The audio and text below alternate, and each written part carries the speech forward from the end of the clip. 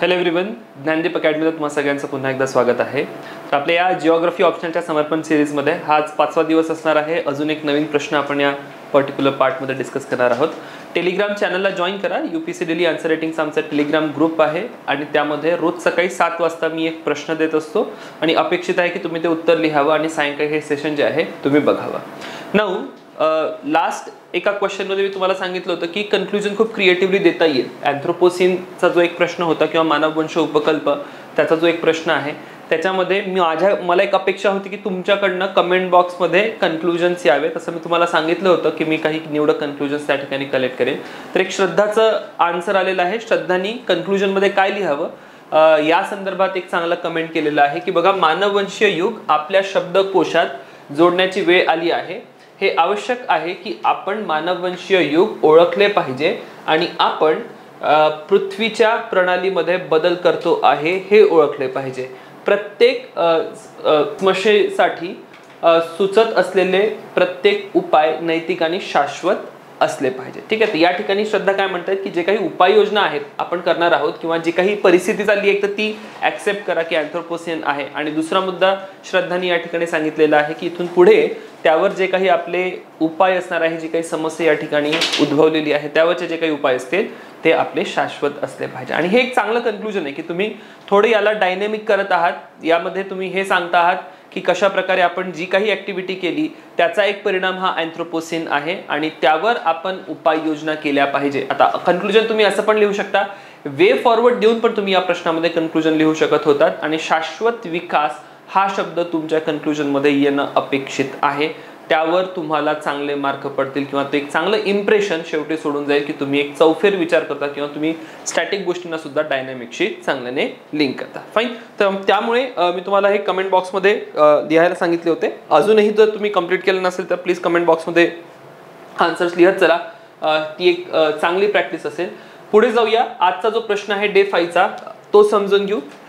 UPSC 2006चा प्रश्न आहे. ठीक आहे. UPSC मध्ये 2006 साली जिओग्राफी ऑप्शन मध्ये प्रश्न विचारलेला आहे. Critically evaluate the continental drift hypothesis of Alfred Wegener.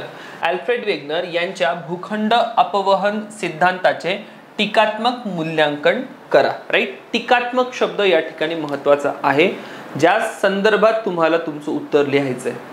ज्यावेळेस प्रश्न दिलेला आहे जो की एकदम स्टॅटिक आहे, याच्यामध्ये काही असं तुम्ही खूप क्रिएटिव्हिटी वगैरे काही आणू शकत नाही. जे मुद्दे आहे पुस्तकात दिलेले जशास तसे तुम्ही या ठिकाणी लिहिणं अपेक्षित आहे.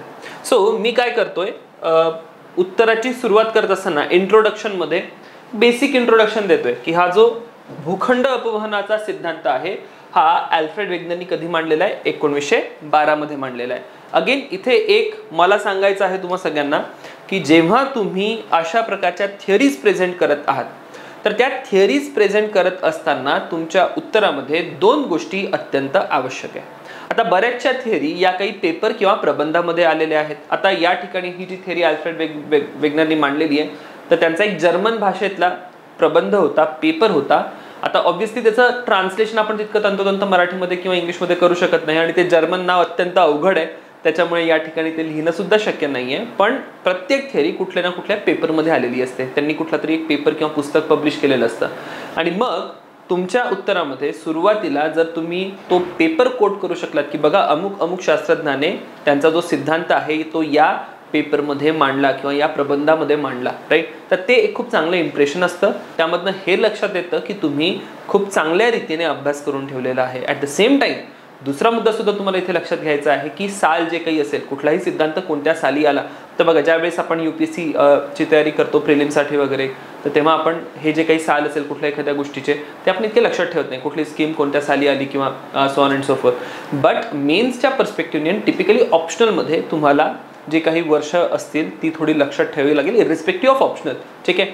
तर असं नाही होणार की सोशो असेल, PSIR असेल किंवा इतर कुठलं ऑप्शन असेल त्याच्यामध्ये ही करायचं नाही आहे. त्याच्यामध्ये पण तुम्हाला हे करायचंच आहे.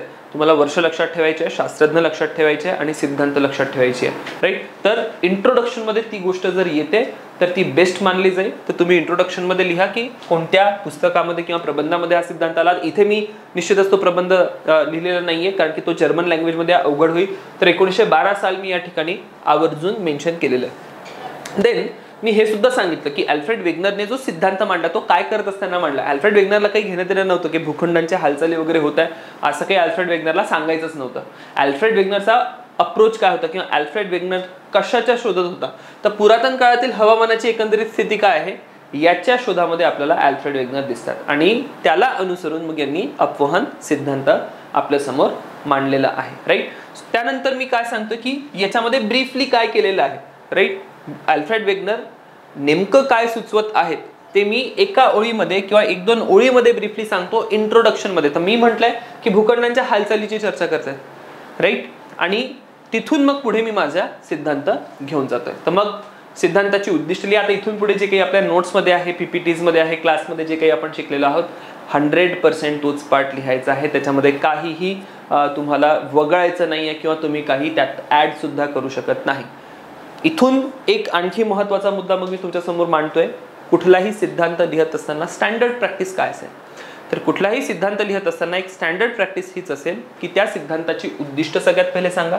ठीक आहे. तर सिद्धांताचं उद्दिष्ट काय आहे, तर अल्फ्रेड वेगनरच्या सिद्धांताचं उद्दिष्ट आहे पुरातन काळातील हवामान बदलाचे कारण समोर आणणे आणि हवामान बदलाचे कारण खालीलप्रमाणे असू शकतात, ज्यामध्ये त्यांनी सांगितलं भूखंड स्थिर राहिले असेल तर जगाच्या हवामानाच्या क्षेत्रांचे आंदोलन झाले असावे आणि वाईसे वर्सा. आता मी हे कंप्लीट नाही केलेलं आहे स्टेटमेंट, पण हे पूर्ण स्टेटमेंट कंप्लीट करा. अल्फ्रेड वेगनर काय म्हणतात की हवामान बदलाचे कारण काय असू शकतात, एक तर भूखंडांच्या जागा बदलल्या किंवा दुसरा हवामानाचे जे प्रदेश आहेत जागतिक हवामानाचे प्रदेश त्यांच्यामध्ये आपल्याला काहीतरी बदल झाल्याचं दिसून येतं. तर अशा प्रकारची काही उद्दिष्ट तुम्हाला अल्फ्रेड वेगनरद्वारे मांडलीच गेली.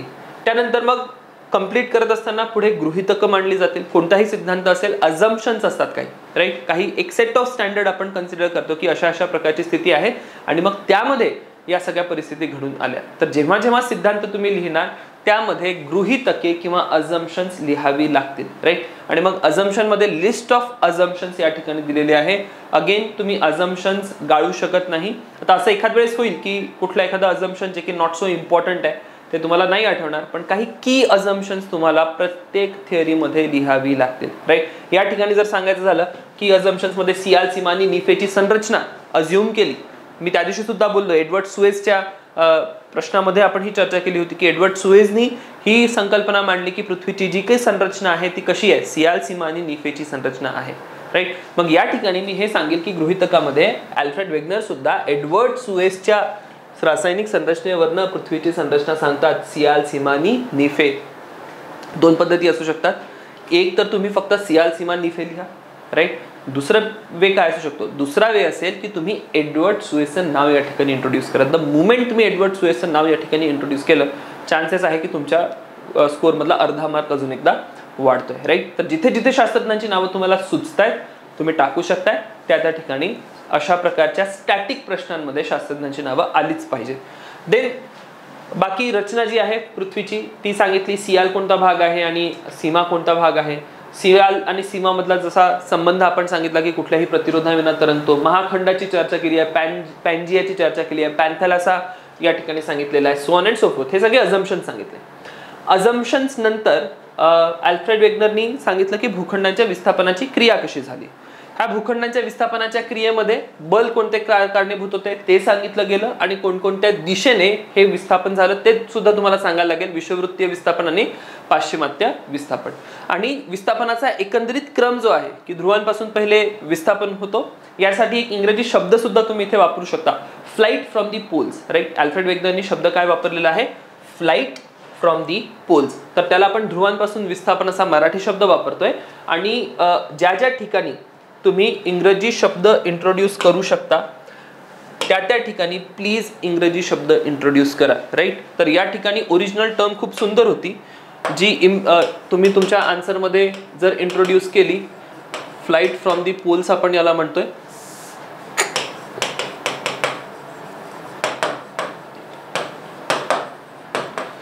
फ्लाइट फ्रॉम दी पोल्स असा शब्द प्रयोग केला.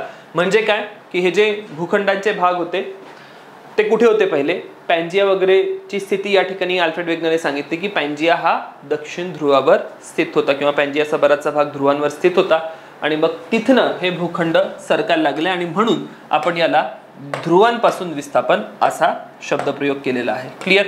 तर ते सुद्धा लक्षात घ्या. बल सांगितले, फोर्स ऑफ बायन्सी असेल, गुरुत्वीय भिन्नता बल, या कारण पॅन्जिया जो आहे तो तुटत जातो. आता हे बल एक्सप्लेन करायची गरज नाहीये की हे बल काय आहे. तुम्हाला क्लासमध्ये पण सांगितलं की ह्या किचकट गोष्टी आहे, एवढ्या इझिली लक्षात येत नाही, पण त्या क्लासमध्ये आपण समजून घेण्यासाठी डिटेलमध्ये डिस्कस केलं होतं. या ठिकाणी जेव्हा तुम्ही उत्तर लिहितात, उत्तरामध्ये अपेक्षितच नाहीये की तुम्ही हे जे काही बल असतील ते एक्सप्लेन करत बसा. तुम्ही फक्त एवढं सांगायचं की बल कोणते. त्यानंतर पूर्ण क्रम दिलाय की पॅन्जिया तुटतो, अंगारा लँड आणि गोंडवाना लँड या ठिकाणी तयार होतो. मग यामध्ये मला आकृती किंवा नकाशा अपेक्षित आहे, राईट. मी या ठिकाणी माझ्या उत्तरामध्ये नकाशा टाकलेला नाहीये, पण कंपल्सरी तुम्हाला या ठिकाणी नकाशा टाकणे गरजेचे आहे. टेथिस महासागराचा उल्लेख झालेला आहे, टेथिस तुम्हाला सांगायला लागेल. गोंडवाना काळामध्ये जी काही अनुपाटन होतंय गोंडवाना लँडचं, तेच तुम्हाला या ठिकाणी प्रस्तुत करायला लागेल. सो काही नकाशे तुम्ही या ठिकाणी द्या. त्यानंतर विस्थापन जेव्हा आपण सांगतोय, अगेन बाकीचे क्रम मी तुम्हाला या ठिकाणी सांगितले. उत्तर अमेरिका आणि दक्षिण अमेरिकेबद्दल मी या ठिकाणी चर्चा केली आहे की भिन्न दराने विस्थापन त्यांचं होतं आणि अटलांटिक महासागर जो एस आकार प्राप्त करतो.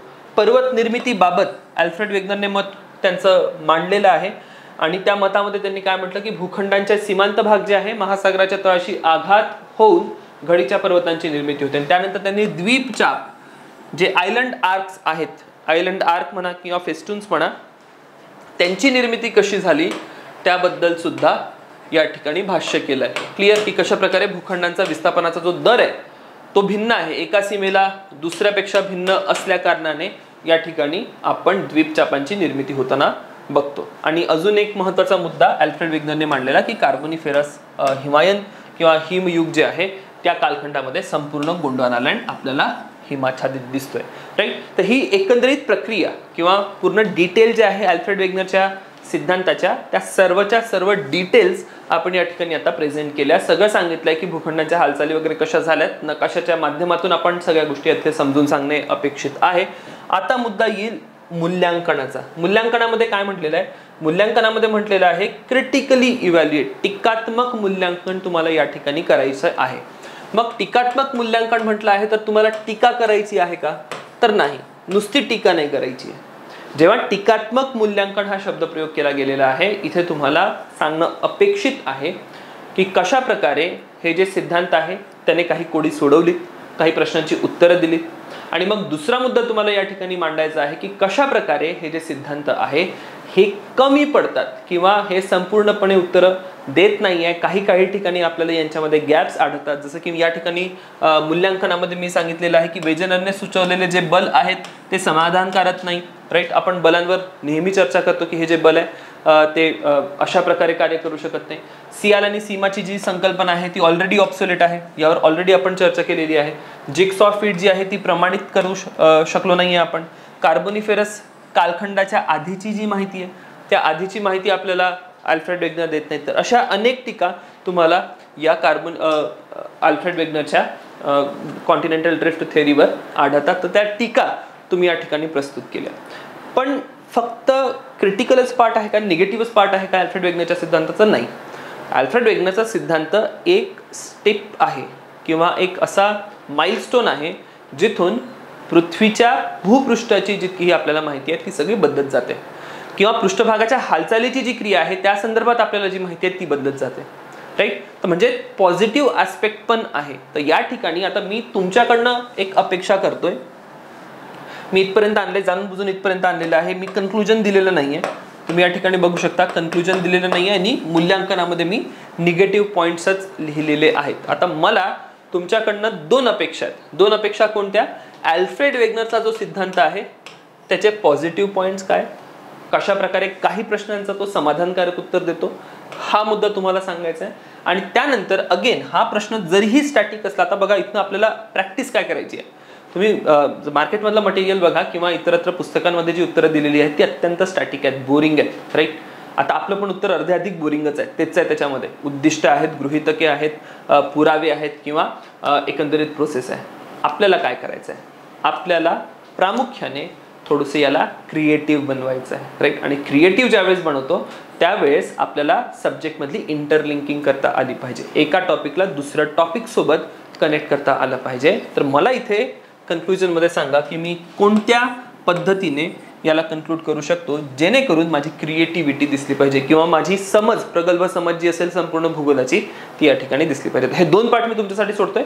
कमेंट बॉक्समध्ये पॉझिटिव्ह काय असतील या उत्तरामध्ये ते सांगा आणि कन्क्लुजन तुम्ही कशा प्रकारे याचं करू शकता ते एकदा सांगा. अगेन अँथ्रोपोसिनच्या प्रश्नामध्ये आपण जसं केलं होतं सिमिलरली तसंच इथे करूया.